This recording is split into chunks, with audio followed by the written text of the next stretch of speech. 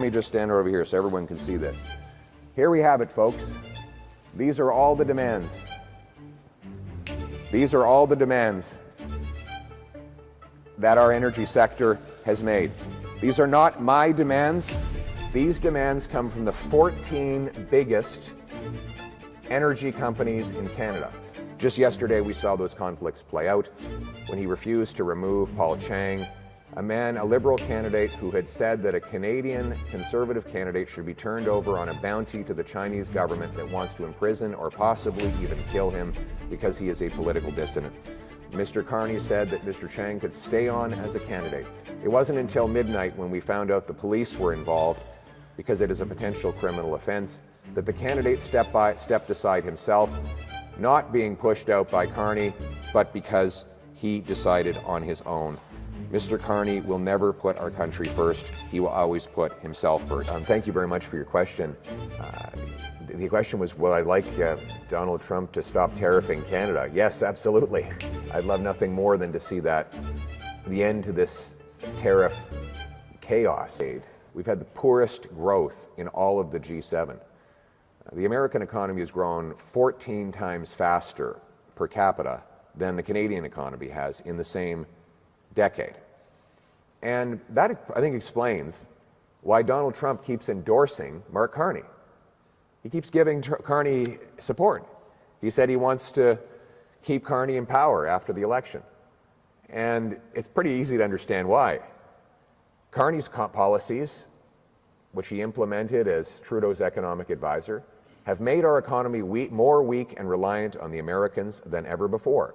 And despite making sort of rhetorical hints to the contrary 28 days before the election, Mr. Carney is actually doubling down on all of these radical, keep-it-in-the-ground policies that he has supported for the last 10 years. Here's the reality. We export 98% of our crude oil to the United States, moving from, in fact, the oil that goes from Western Canada to Ontario and Quebec actually has to go through the U.S., meaning Donald Trump has the legal power and the territorial control already to stop Canadian energy from going to Canadian consumers. We sell twice as much goods and services to the Americans as we sell between our provinces because the Liberals will not let us build the infrastructure to move it east-west.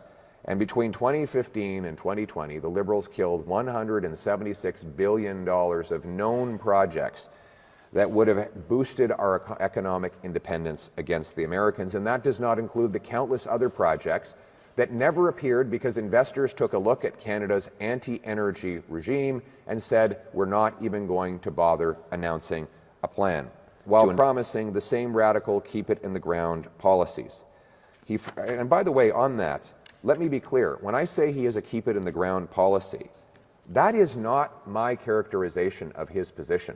I'm going to quote him verbatim. This is not Justin Trudeau or Stephen Guilbeault. This is Mark Carney. Maybe as much as half of oil reserves, proven oil reserves, need to stay in the ground. You hear that? He wants to keep it in the ground, and that includes under the ocean floor. That means that he will not allow any offshore development here in Newfoundland. To keep it in the ground, he would have to block any further projects from going ahead. That means that our single biggest and most valuable resource would not be available to us while the Americans unleash massive production increases and while Mr. Carney's own company profits off petroleum investments outside of Canada. He will shut down competition to his company here in this country. I have always been against C-69. I've said I will repeal C-69, the No New Pipelines Liberal law, within 60 days of becoming Prime Minister. Mark Carney supported C-69, and he had a week after he became leader to recall Parliament to repeal it, as I demanded, but he did not. So their position is clear.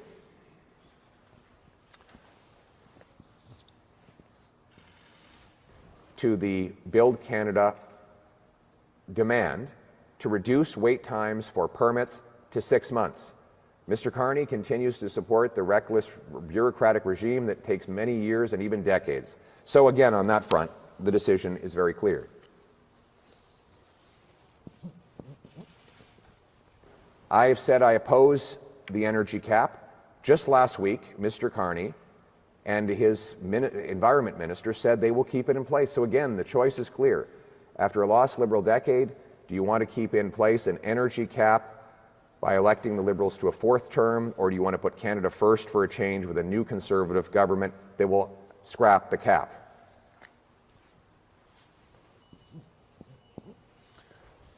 This is another area where Trump and Carney agree. They both want to tax Canadian industry. Carney with a carbon tax, Trump with a tariff. I want neither, and that's why the choice in this election is whether you elect the Liberals to a 4th Liberal term after the lost Liberal decade, who will bring in a bigger industrial carbon tax, or whether you want to put Canada first for a change with a new Conservative government that will axe the tax for everyone, for everything, for good, for real, for a change. And then you've got the Liberals want to control the loan guarantees through bureaucracy. We want to give control to First Nations so that they can make these investments and we can get quicker to yes. We will also allow First Nations governments to collect a share of federal income tax, corporate income tax, from the companies that harvest resources on their land. The Liberals will do no such thing. So again, the choice is, after the lost Liberal decade, do we want to elect them to a 4th term where they block resources for First Nations, or whether we want to put Canada first for a change with a new Conservative government that will unlock the power of First Nations workers and investment in our resource sector. So again, here we have it. Let me just stand over here so everyone can see this. Here we have it, folks. These are all the demands. These are all the demands that our energy sector has made. These are not my demands. These demands come from the 14 biggest energy companies in Canada. They're the ones that put a letter together, and they've said very clearly and very simply, it's not a matter of debate. Either you do these 5 things, or we will stay dependent on the Americans. There is no way to build pipelines, LNG plants, to harvest our resources unless we do these 5 things.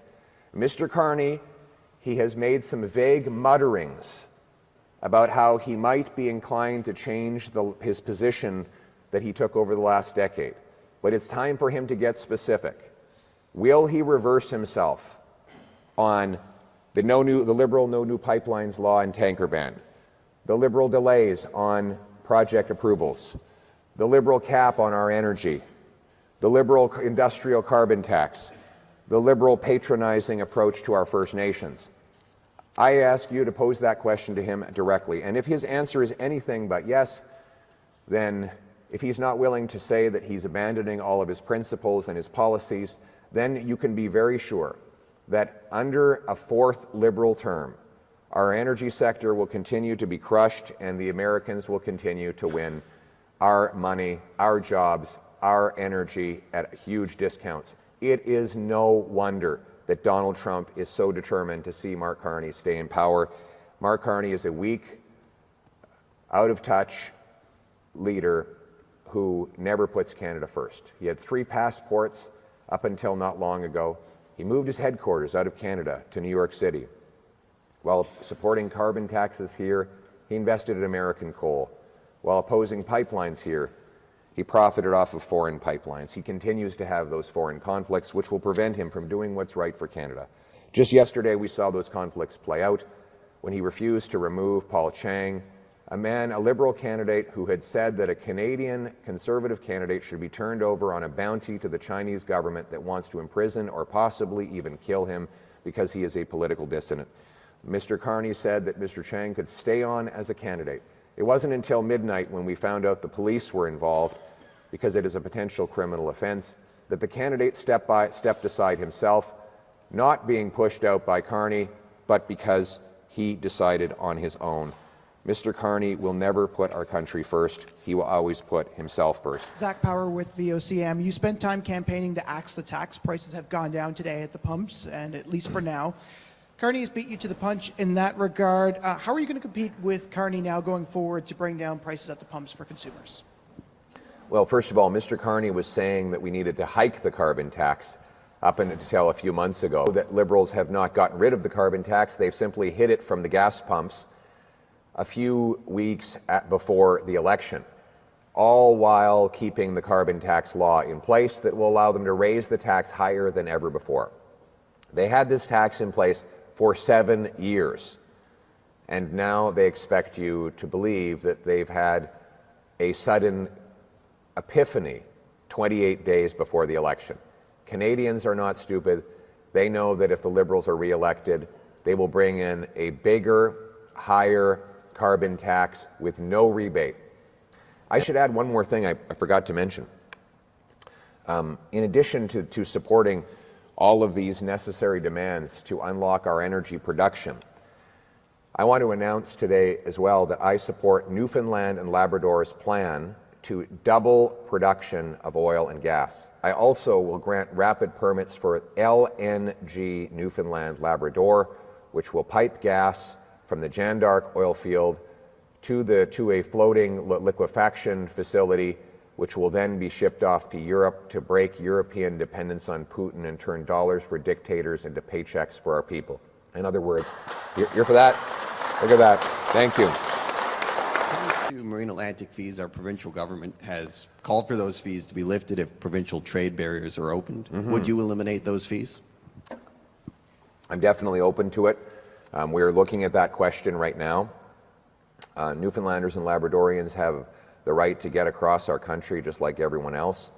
And after the lost Liberal decade, with crime and costs up and our economy down under America's thumb, the Liberals don't deserve a fourth term of hitting Newfoundlanders with higher fees and more expenses. So it's something that I'm willing to look at. I know that Cliff has been on my case about this for a long time. He's on my case about a lot of things. He's a very persistent guy. But I will add that there's a lot of other savings we're going to provide Newfoundlanders and Labradorians. Our Canada First plan will cut income tax by 15% for the average worker. So hard work once again pays off and people bring home more of each dollar they earn. We're going to take the GST off new homes to save you up to 65 grand on a home purchase and 3 grand a year on mortgage payments. We're going to obviously get rid of the entire carbon tax. And finally, I announced the other day that there will be zero capital gains tax on anything reinvested in Canada. One day down the road, when you decide to cash out for good and go off into the sunset, you'll end up paying the tax, but in the meantime, you can keep compounding the jobs, the construction, and the economic power. This is going to be like jet fuel, no, rocket fuel, to launch our economy above the Americans and make us truly an economic fortress. Thank you. Labrador. There's a bit of angst in the fishery here right now. Yes. Many fishermen have expressed concern about Ottawa's proposed marine protected areas. Some of them and the provincial government have called for joint management like we have with the offshore oil sector. And the crab fishery depends on trade with the U.S. more than any other part of our economy. So I'm going for a 3-for-1 here, but what would you do about those issues in the fishery? Well, I'm not going to, the radical liberal ideology has been to attack our fishery and shut down our fishing communities. The bureaucracy has been propelled by this Liberal government to block harvesters from producing, and now the way that they are going about marine protected areas seems to be designed to shut down whole swaths of territory from whole swaths of areas from harvesting. And come on up. This is Cliff. Well, the 30 by 30 marine protected area agenda is driven by the United Nations, and the radical Liberals have signed on to it. And it's a numbers game. It's not a results-oriented program. But we're going to bring our fishing industry to the table, and that includes harvesters, processors, and those who depend on the spin-offs of the bounty of the sea, to make sure we increase opportunity in the fishery to take as much fish as we can while conserving our ecosystem. That's the choice that's on the table right now for our fish harvesters. A decimated fishing industry with continued oppression, or a common-sense conservative plan to increase opportunity and to bring home more landings and support our communities that depend on the spin-offs. Thanks, Pierre.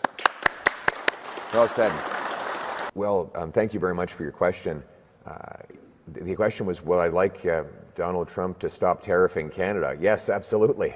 I'd love nothing more than to see that, the end to this tariff chaos, which is hurting businesses and workers on both sides of the border. He says he has his grievances with us. Well, we have our grievances with them. So why don't we sort them out without attacking each other's economies? As long as he does tariff us, we have to counter tariff in order to deter economic aggression and keep our industries alive. But it's clear that Mr. Trump continues to want to have Mark Carney as Prime Minister. Why is that? Why does he keep saying he wants Carney as Prime Minister of Canada? Well, because Carney will continue the Liberal policy of economic weakness, of blocking resources, taxing away our jobs, pushing $500 billion of investment out of our country to the U.S. That will only weaken Canada and strengthen Trump's hand. What he doesn't want is a strong leader who will put Canada first for a change by axing taxes, greenlighting resource projects, building homes, training up 350,000 tradespeople to bring home our jobs and confront Trump from a position of economic strength.